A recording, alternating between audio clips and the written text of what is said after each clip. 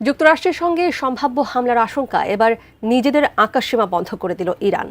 একই সঙ্গে তেহরান হুঁশিয়ারি দিয়েছে, ইরানে হামলা হলে আরব বিশ্বের সব মার্কিন ঘাঁটি গুঁড়িয়ে দেওয়া হবে, যে কারণে যুক্তরাষ্ট্র বিভিন্ন ঘাঁটি থেকে আংশিক সেনা সরিয়ে নিয়েছে।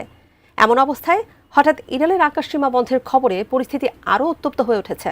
আরও জানাচ্ছেন SI রাজ। ইরানে চলমান সরকার বিরোধী বিক্ষোভকে কেন্দ্র করে ওয়াশিংটন ও তেহরানের মধ্যে বিদ্যমান উত্তেজনা এখন যুদ্ধের দ্বারপ্রান্তে। ফলে আগামী ২৪ ঘন্টার মধ্যে ইরানের লক্ষ্যবস্তুতে যুক্তরাষ্ট্রের সম্ভাব্য সামরিক হামলার আশঙ্কা জোরালো হয়েছে।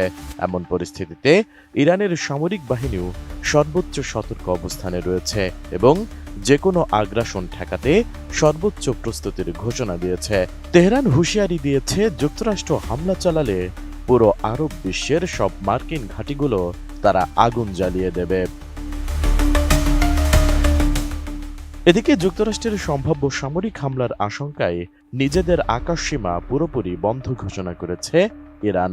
১৫ জানুয়ারি আন্তর্জাতিক বিভিন্ন গণমাধ্যমের প্রতিবেদনে বলা হয়েছে, মার্কিন প্রেসিডেন্ট ডোনাল্ড ট্রাম্পের সরাসরি সামরিক হস্তক্ষেপের হুমকির পরিপ্রেক্ষিতেই এই আগাম ব্যবস্থা নিয়েছে খামেনি সরকার।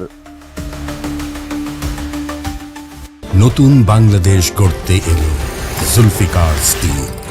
জুলফিকার স্টিল, ইস্পাত দৃঢ় অঙ্গীকার।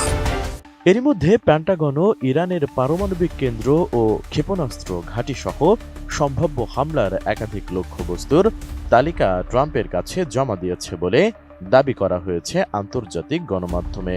উদ্ভূত পরিস্থিতিতে মধ্যপ্রাচ্যের বিভিন্ন ঘাঁটি থেকে মার্কিন সেনা ও কর্মীদের সরিয়ে নেওয়ার গুঞ্জন উঠেছে। অন্যদিকে আঞ্চলিক এই উত্তেজনা ছড়িয়ে পড়ার আশঙ্কায় ইরান তার প্রতিবেশী দেশগুলোকে কড়া ভাষায় সতর্ক করে বার্তা পাঠানো হয়েছে। তুরস্ক, সংযুক্ত আরব আমিরাত ও সৌদি আরবকে স্পষ্ট ভাষায় জানানো হয়েছে, তাদের ভূখণ্ড বা আকাশপথ ব্যবহার করে কোনো হামলা চালানো হলে সেসব দেশে থাকা মার্কিন ঘাঁটিগুলো ইরানের পাল্টা আক্রমণের লক্ষ্যবস্তু হবে। এই হুমকির পরপরই তেহরানকে আশ্বস্ত করে রিয়াদ জানিয়েছে, সৌদি আরবের আকাশপথ ব্যবহার করে ইরানে কোনো হামলা চালাতে পারবে না যুক্তরাষ্ট্র। একই সঙ্গে সৌদি আরবে অবস্থানরত মার্কিন নাগরিকদের চলাচলেও বিশেষ সতর্কতা জারি করেছে ওয়াশিংটন। এদিকে ইরানের অভ্যন্তরীণ পরিস্থিতি ক্রমেই জটিল হচ্ছে। অর্থনৈতিক সংকটের জেরে শুরু হওয়া বিক্ষোভ এখন সরকার পতনের আন্দোলনে রূপ নিয়েছে, যা দমাতে ইরান সরকার কঠোর অবস্থান বজায় রেখেছে।